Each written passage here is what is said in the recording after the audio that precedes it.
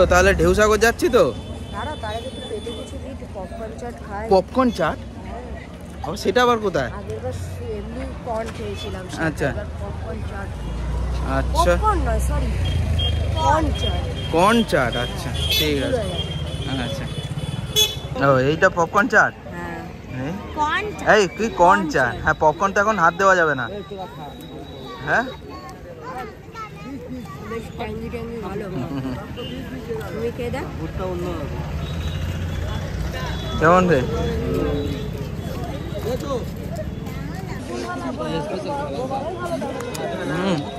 বেশ দারুণ, সুইট কর্নটা বেশ দারুণ। চলো এখনো যাক। এই যে কাল থেকে মিমির বায়না যে ভ্যান গাড়ি করে যাবে, চলো ভ্যান গাড়িতেই ওটা যাক। হ্যাঁ মিমি, তাহলে ভ্যান গাড়ি চাপা হলো? আচ্ছা, ও এখন খেতে ব্যস্ত, ঠিক আছে চলো। এই যে টিকিট কাউন্টার, 20 টাকা করে এন্ট্রি টিকিট, কেটে ঢুকে পড়া যাক। চলে এলাম ঢেউসাগর। সে কত ছোটবেলা একবার এসেছিলি না? এই যে এখন আমরা টয় ট্রেনে করে যাচ্ছি ঢেউসাগরের ভিতরে, পার্কের ভিতরে। টয় ট্রেনের ভাড়া 10 টাকা করে পার হেড। নমস্কার বন্ধুরা, আরবেন্স ট্রাভেলগের উইন্টার আউটিং সিজন 2 এর দীঘা ট্রিপের পঞ্চম পর্বে আপনাদের স্বাগত। গত 4টি পর্বে আপনারা দেখেছিলেন আমাদের তাম্রলিপ্ত এক্সপ্রেস ও হোটেল ইএস রিজেন্সির এক্সপিরিয়েন্স। ক্রিসমাস ইভে কেমন ঘুরেছিলাম ওল্ড দীঘায় ও কি খাওয়া দাওয়া করেছিলাম। চতুর্থ পর্বে দেখেছিলেন ক্রিসমাসের সকালে আমাদের অলস দিন যাপন। আর আজকের ব্লগটিতে দেখুন কেমন কাটালাম আমরা ক্রিসমাসের সন্ধ্যাটা। পার্কে ঢুকে দেখি বেশ জনসমাগম ঘটেছে আর লাইট দিয়ে বেশ সুন্দর সাজানোও হয়েছে। তবে ভয় হচ্ছে বন্ধুরা, আজকের সন্ধ্যাটা মাটি করতে পারে বৃষ্টি, কারণ খুব হালকা হলেও টিপ টিপ বরস রাহা হ্যায় পানি। যাকগে, বেশি ভেবে লাভ নেই, বেরিয়ে যখন পড়েছি লেটস এনজয় দ্য মোমেন্ট। পার্কের কিছুটা ভেতরে ঢুকেই দেখি এই সুসজ্জিত স্টেজটিতে জমিয়ে পারফরমেন্স হচ্ছে। ব্যাস আর কি, আমরাও যোগ দিলাম।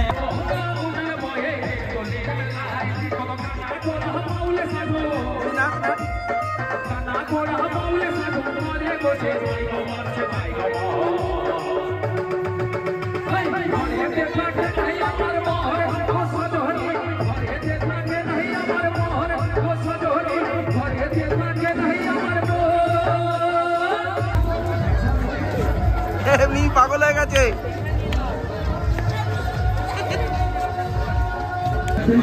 বন্ধুরা, I think this is the infinity swing, যেটা নতুন চালু হয়েছে। বন্ধুরা, এই দীঘাতে বৃষ্টি আর আমাদের সঙ্গ ছাড়ছে না, তো সেই জন্য এই যে শেডের তলায় বসে আছি, ঢেউসাগরে এসে ঘুরতে পারছি না। এবার বৃষ্টিটাও বেশ জোরেই পড়ছে। আর এদিকে মিমি পেলে, মিমিকে আর আটকানো যায় না, ঠিক কোথাও না কোথাও থেকে খুঁজে বার করে ফেলে আর নিয়ে বসে পড়ে। ও বাবা,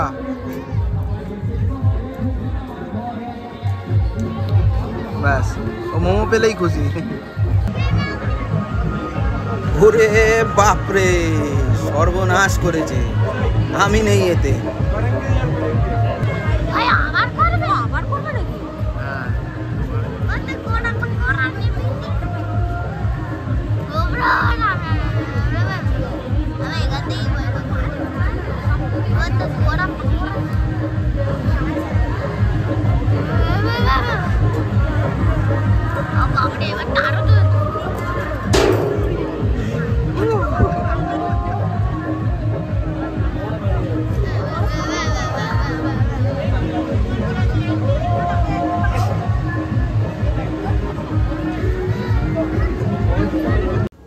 বন্ধুরা, অনেক আশা নিয়ে এই বছরের ক্রিসমাস কাটাতে দীঘা এসেছিলাম। ভেবেছিলাম ঢেউসাগর পার্কে খুব সুন্দর করে সাজানো হবে, হয়তো একটা ক্রিসমাস ট্রিও লাগানো হবে, কেউ একজন স্যান্টা দাদু সেজে ঘুরে বেড়াবে, ইত্যাদি ইত্যাদি। But was disappointed. অনেক কারণই থাকতে পারে, বাট সেই সব ভেবে আর লাভ নেই, because this is what it is. বৃষ্টি আরও জোর বাড়াচ্ছে, তাই আবার ব্যাটারি চালিত টয় ট্রেনে এইবারের মতন ঢেউসাগরকে অপূর্ণ হৃদয়ে বিদায় জানালাম।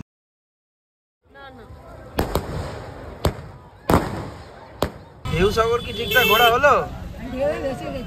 হ্যাঁ, কেন? আমি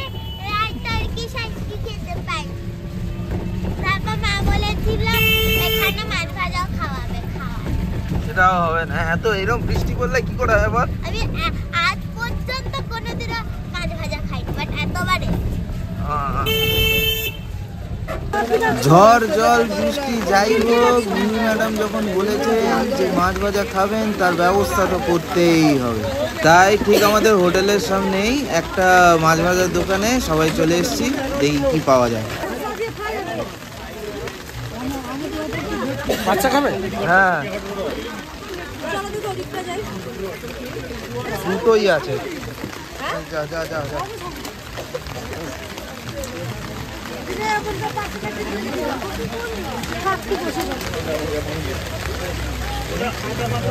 মিমি এটা কি মাছ? আমুদি ভাজা খাওয়া হলো? আর তুমুল বৃষ্টি পড়ছে তো বাইরে। বৃষ্টিতে ভিজে হলেও খেতে হবে।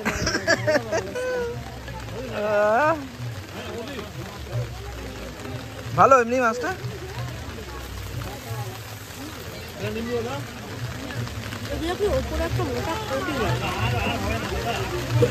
পার্সেটা আগে খান, পার্সেটা। এইসব জিনিস কোথাও পাবেননি গেলপুর ছাড়া। এইভাবে মাছ ভাজা খেতে গেলেই মন্দার ওয়েব সিরিজের মদন হালদারের এই ডায়লগটির কথা মনে পড়ে যায়। ক্রিসমাসের ইভিনিং ট্যুর হলো, খাওয়া হলো, মাছ ভাজাও, এবার হোটেলে ঢোকার পালা।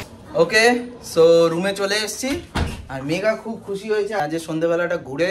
ও ক্রিসমাস দারুণ কেটেছে। একদম জঘন্য। এই ঢুকবো না। কি হয়েছে? পা নোংরা কাদা কাদা হয়ে রয়েছে, পা ধুয়ে ঢুকবো। পুরো জঘন্য, পুরো ক্রিসমাসটা মাটি করে দিল একদম। কনস্ট্যান্ট। এখন আরো তোর বেড়ে গেছে বৃষ্টির, তো আর কিছু করার নেই। হোটেলে সিদিয়ে পড়েছি, এবার খালি ডিনার করব। মিমি, ডিনারে কি দেওয়া হয়েছে অর্ডার? চিকেন 65, হ্যাঁ, এগ হাক্কা নুডলস আর গার্লিক হট গার্লিক। আর আমি কি খাবো? যেটা আমরা খাচ্ছি সেটাই খাবো। ও, একটা নুডলসে 3 জনের হবে?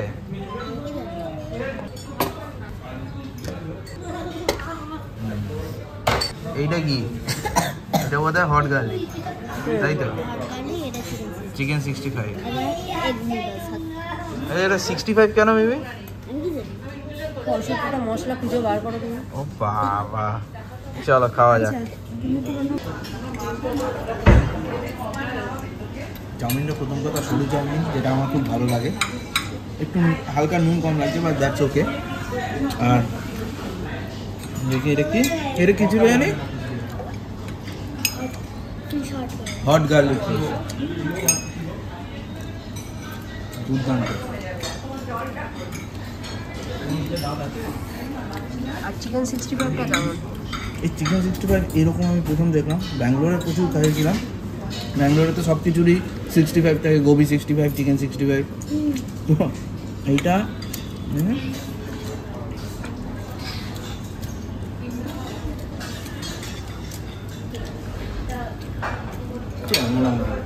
এমন কিছু খাস না। এটা টু গুড, এটা অ্যাভারেজ। এই যে বন্ধুরা, এইটা হচ্ছে নাকি তন্দুরি রুটি, হুইচ ইজ নট। ওরা অ্যাকচুয়ালি আমার তো মনে হয় প্লেন রুটিটাকে ওই শিকে বানায় যেরকম, কারণ তন্দুরি রুটি এরকম হয় না। দ্যাটস ঠিক আছে, রুটি দ্যাটস ইট। এই কি সবাই বিছানায় সিদিয়ে গেছিস যে? আমি ঢেউসাগর তো পুরো ঘোরা হলো না, এখনো তো একটু বাকি ছিল। হোল নাইট ঠাকুর দেখার মতন যিশু ঠাকুরে দেখতে বেরোতাম। আচ্ছা, ওইটা কি? প্রতিবার কিন্তু যাই না, এবার কোথাও দেখতে পেলাম না। তবে আমি দেখেছিলাম ঢেউসাগরে একটা জায়গায় যিশু খ্রিস্টের সাজায় সুন্দর করে। এবার আমি কোথাও দেখলাম না সেসব। এবারে ডেকোরেশন মোটেও ভালো লাগলো না, এর থেকে অনেক ভালো সাজায়। জানি না কেন এবছর সেরকম ভাবে আমরা আসছিলাম তো এই জন্য। আর দ্বিতীয় কথা হচ্ছে বৃষ্টির জন্য, আর তৃতীয় হচ্ছে ঠিকঠাক ফান্ড আসেনি। ওটা থাক, ওটা নিয়ে আর বলা হলো না। যাকে তো ওটা হাতে তোমার কি এখন? পান পান, ওই সেই দুপুরে রয়ে যাওয়া পানটা দাও, অর্ধেক অর্ধেক খাই। তোকে খেতে হবে না, তুই শুয়ে থাক। তো বন্ধুরা, পান দিয়ে শেষ করলাম আজকের দিনটা। আমি ঘুমোতে যাব। এবার কালকে হচ্ছে একটা বিশাল বড় যুদ্ধ, মানে একটা অনিশ্চয়তার দিন কালকে। কিন্তু সেটা কি কাল সকালেই বুঝবো। আজকের জন্য গুড নাইট। Good night. খুব ফেঁসে গেছি আজকে, খুব খারাপ অবস্থায়। কারণ হচ্ছে মিমি আমরা কি বাড়ি পৌঁছবো না বাড়ি আমরা? কামরূপ লিপ্ত এক্সপ্রেস হচ্ছে ইন্ডিয়ান রেলওয়েজ এর হতভাগা ট্রেন।